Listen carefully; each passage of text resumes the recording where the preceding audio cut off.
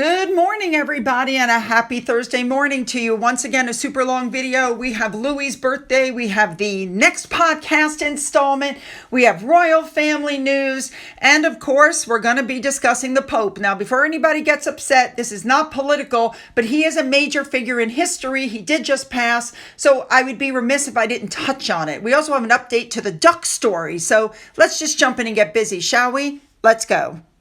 All right, I'm going to start with the death of the Pope. Whether you liked him, whether you hated him, whatever. J.D. Vance met him just a few days before he died. King Charles met with him 12 days before his death. We know that while he was on tour. A lot of people are sending me messages, don't be political. This is not political. This is just a man who was a big figure who passed away and what's going on. Now, King Charles, of course, sent out a message, and messages started flooding in from a lot of the royal houses all around Europe. We have messages that arrived from the King of Sweden, as well as a message that arrived from the King of Spain. Messages also came in from Denmark, from the King of Jordan. I mean, all around the world, everybody was sending out these messages. We know already that this funeral is going to be a big affair. I'm not Catholic. I don't understand. I'm not going to sit here and tell you I understand all of the rites and rituals and everything that they're doing, but there's a lot going on right now at the Vatican.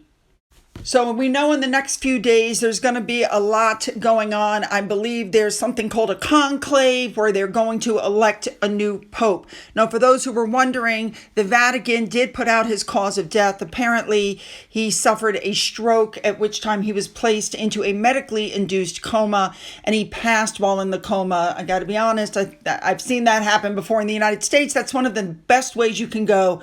No fear, no pain, you're asleep. And, it's a calm death, which is what most people would wish for. A shrine has been erected inside Westminster Cathedral, and the Pope is lying in rest at the chapel of Casa Santa Marta. Then he was moved. The Pope is going to lie in state for 3 days, and then there'll be a funeral at St. Peter's Basilica, and there's going to be a lot of people there. Trump is going to be there. Ukrainian President Zelensky will be there. France's President, Mr. Macron, will be there. The Italian Prime Minister, Giorgia Meloni, is going to be there. UK Prime Minister Keir Starmer. Everybody's going to be there, including William. He is going to attend on behalf of King Charles.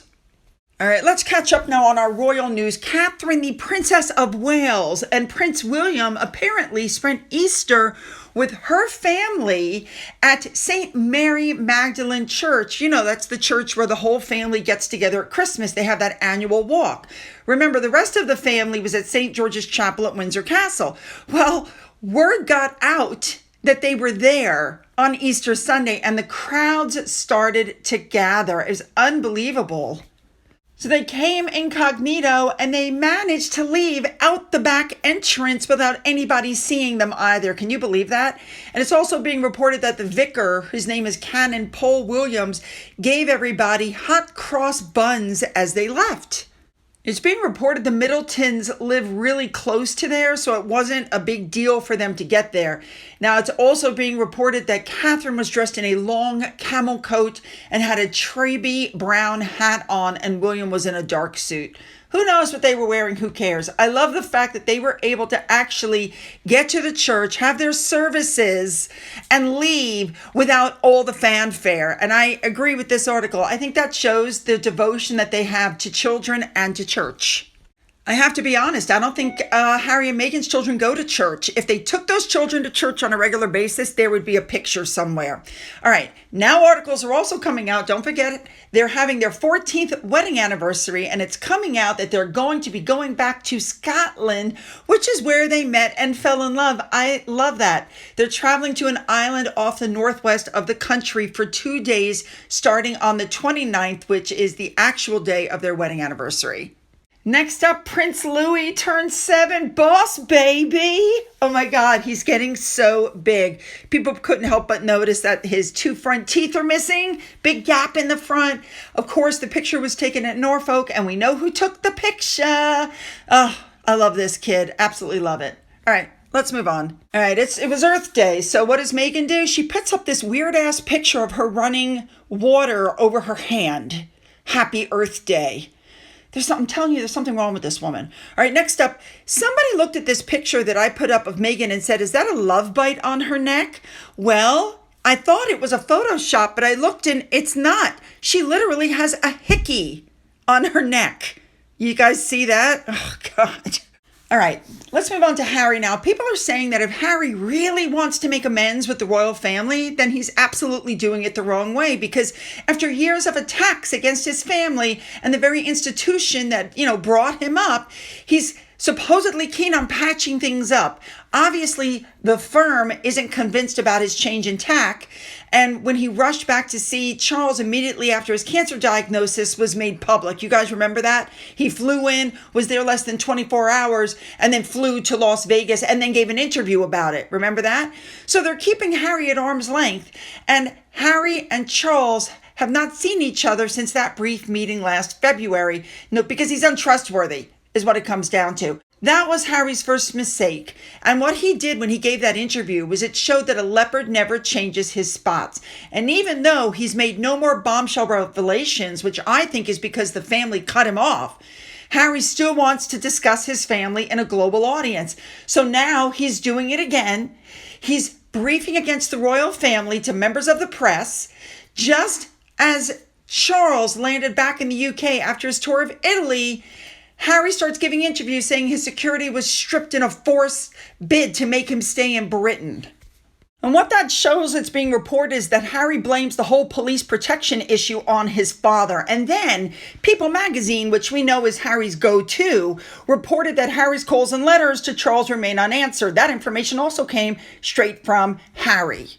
Then, of course, we have the threat that he might, write another spare. Let's not forget that Harry himself said that there was so much in there, he pulled it out and he was able to write a whole second book. The problem is, if Harry is serious about a rapprochement with his family, he has to stop making public comments. He can't speak. He needs to keep a lid on his grievances, because basically every time he opens his mouth, he's giving the middle finger to the family. And that's why the family won't talk to him. Now, of course, at the same time, Meghan, it's being reported, is trying to build bridges. Believe it or not, and I think I've reported to you before, she sent an as-ever gift box of jam and honey crepe mix and all this kind of stuff. But it's being said that the peace offerings were rejected and none of the stuff was even tried by the royals. Can't really blame them. All right, let's jump back for a second to Andrew. Everybody's going on about the fact that Andrew made a surprise return to public life at the Easter service.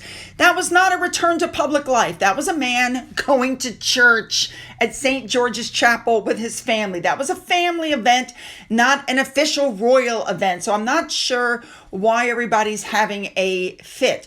But what's being reported is that it's, quote, only a matter of time before he's welcomed fully back into the fold. And they're saying that William has said that he wants him back as a working member of the royal family as soon as he becomes king. I'm sorry, I don't believe that. That's not true. Let me point something out to you. I absolutely believe that the only reason Andrew and Sarah were there that day, or Andrew, I should say, was because William and his family was not there. There have been other instances where Andrew was supposed to attend things, and William said, if Andrew goes, I'm not going. So I don't know why the UK press keep putting stuff like this out. I think William and Catherine were notified that Andrew was going to be there, so they said, you know what? Then we don't want to be associated with him. That's what I think happened. And I don't see why everybody's upset that the man went to church. I mean, on Easter, no less. Now, you know how the UK love their polls, and a poll was put out. Should Prince Andrew be allowed to attend public events with the royal family? And the overwhelming answer was no. But I say again, while the public were there to watch them go in and out, this was a family event. This was Easter. It's not the same thing. So I don't get that. All right, let's move on. All right, next up, former Vanity Fair editor Tina Brown said that Meghan Markle was trying to become an instant Beyonce or an instant Michelle Obama with her back-to-back launches of her podcast, the Netflix show, the lifestyle brand, the Shop Me page, and What Miss Brown said was that she was enormously shallow, and she advises Meghan to just do one of those things at the time of her recent mixed signals episode, which we're going to cover at the end of this video. She went on to say, man, she's so ADD. She never stops making announcements, but she never really follows through. I do have to agree. Listen, she did go through with the As Ever, but it didn't sell well. And she did go through with the Netflix show, but it was a complete bomb. And she is just throwing one thing after another because she's got to make money. We've already discussed the money situation. She's not the only person to say something. I mean, Kinsey Schofield came out and said that Meghan's approach to her new business feels like a panic-filled blitz because she's just throwing everything out as quickly as possible. She's not the first person to call her shallow. Do you guys remember in 2021 when Thomas Markle went on Big Brother Australia? He said the same thing. He said Meghan is very shallow. He said, I told Prince Harry, I think she's going to ruin your life. Well, he was right. Moving on. All right, really quickly, let's go back to this whole Sentibale. We knew that Harry sent a message to Sophie Chanduka asking her how she's going to deal with the public debacle with Meghan Markle, who, remember, Meghan snubbed her at the fundraising event. We've already shown that. Sources said the message was unpleasant, imperious, fairly extraordinary in tone, asking her how you're going to deal with this. You guys know the Charity Commission is investigating, and I'm going to keep an eye on this for you and give you updates as they come out. All right, let's keep moving. Next up, a big thank you to HRH Chelsea, the only shadow banned princess on Twitter, for pointing out that in the duck story, the Daily Mail classified Harry as one of Meghan's children. And that duck video that I showed you, people are coming out now saying absolutely it was staged, which we all know it was. Listen, instead of showing the ducks, a normal person would post a video of the ducks. Instead, Meghan has someone film her, not the ducks, in full costume, of course. Absolutely true. This was absolutely a setup. As an FYI, the California Waterfowl Organization stated that the majority of mallards that are harvested in the area are also hatched there rather than coming from other areas in the US or Canada. In other words, they're there all the time. This is normal to see. Yeah, and I love the memes coming out. Okay, here we go. Episode 3 of Confessions of a Female Founder. Meghan had on highbrow hippie Katie Lee. That's her friend that launched the hair care line. It's her hairstylist, and she's merching her stuff on her Shop Me. And as usual, she used the podcast to turn the attention and comment on things that are coming out, like the fact that she had the copyright issue. She used this woman's podcast to address that. So let's just jump in. She starts off, running a business is a lot. Building something new is a long road of making decisions in the dark and then holding that vision in your head when nobody else can see it yet. It can be slow. It can be scrappy. It can be exhausting. It's a process. There's no roadmap. There's no manual. And if you knew how hard it would get, you might hesitate to start it all. You know, this was a brick by brick, and for today's guest, brick by brick is literal. Katie Lee is the co-owner of the hair salon Hippie Highbrow in Venice, California, and she's a go-to colorist for a lot of names you'd be familiar with. Meghan goes out of her way to make sure you know that she's her dear friend, so once again, she has a friend on. Oh, and she started out as a blog, blah, blah, blah. So after introducing her, she goes, disregard the state of my hair right now. I'm so excited I'm seeing you next week. I should have a baseball cap on, really. I mean, there's a lot going on, but all good stuff. Even more reason it's exciting to talk to other female founders, blah, blah, blah, blah, blah. She throws the race card in, all the twists and turns that come with the choice to be a female entrepreneur, and especially one of color, and what that means. Also, once again, they point out that they met in 2020. So again, this is a woman that didn't know Meghan existed until she married Harry. I found it interesting. They both went, oh, 2020. Yes, it was definitely 2020. Wink, wink. Well, FYI, 2020 was when they went on Oprah and Philip died. Meghan, of course, turns the attention back to herself. Yeah, it was the pandemic and I tried to use boxed dye and it failed. And so I called my friend Serge, who did my hair for my wedding, and he put on a mask and he came right over to fix my hair. They continue to talk about the pandemic, which has nothing to do with a business founding. And she goes, and you and H wrapped me up in these big hugs. And I'm not even a hugger, but I thought, okay. Meghan says, this was at the height of George Floyd, and I just learned you had just opened your salon 8 months earlier. The woman goes, yeah, we opened, and then I was like, we can't get a break. It's such whiplash. And Meghan starts laughing and goes, oh, I understand. Ha ha ha. The woman goes, during the pandemic, we figured things out. We always do, especially Black women. The woman talks about how she was able to pay her employees, and Meghan goes, well, that speaks to the ethos of your brand, community. Then we get 5 minutes worth, I'm not kidding, of Meghan going, wait a minute, you're not single? Who are you talking to? Who are you seeing? Okay, we'll save this for a glass of wine on Sunday. Lots of wine consumption. The woman was talking about how lonely she was during COVID, and it segued into she's in a relationship. And what gets me is they're supposed to be such good friends. How come Meghan didn't know that this woman was in a relationship with someone? I mean, it's just so funny. She goes, you're my Leo's sister. Well, your Leo's sister ain't talking to you about what's going on in her personal life. The woman then goes on to talk about her education. So what does Meghan do? Oh, yes, when I was at Northwestern and I moved into my sorority, Kappa, whatever. She says, I don't even think they made flat irons at the time. Let me tell you that Meghan graduated college in 2003, and the very first hair straightener was invented in 1872. The third generation of it came out in 1950. I mean, there have been hair straighteners all through history. So once again, she shows that she's very ignorant. Meghan also used the podcast to talk about American Riviera Orchard. She said, I was going to use it as an umbrella and then have verticals beneath it and maybe have the orchard really small, but that's not feasible. And suddenly it became a word salad. And I just didn't love that so much. So basically, she refused to admit that the problem was she couldn't get the trademark, and she put out the information before she checked it.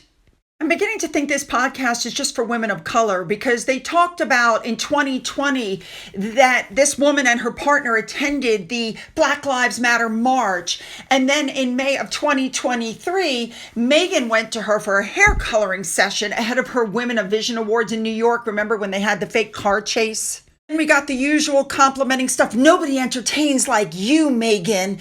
Everything is beautiful and you're not going to lose. And Meghan's like, oh, I love you too. You're the best. Oh, no, you're the best. Typical. Now, the interesting thing is Meghan has been struggling to secure celebrity guests. She can't get any A-listers. And that's why she's, interviewing her hairdresser and some people that she's met. She hasn't been able to get Beyonce or Mindy Kaling, Serena Williams. People are pointing out she lives in California, and the best she could do was a woman who was running a dating app. There's no Taylor Swift. There's not even a Hailey Bieber. And when you're pitching female empowerment, that's a problem. It speaks volumes for her pulling power. She's not appealing. Now, of course, her side is saying it's difficult to book a list because of scheduling conflicts, and many potential participants have busy calendars, etc., etc. But I think we all know that's not true. And the reason people aren't going on is because the Sussex brand is toxic. And all she wants to talk about are her slights from the royal family or the fact that she's a woman of color. No wonder nobody's interested. Leave those comments. Don't forget the link to my father's book and to my second channel and my coffee fund if you donated. Thank you so much. Are down in the description box. And as always, you guys, have a great day.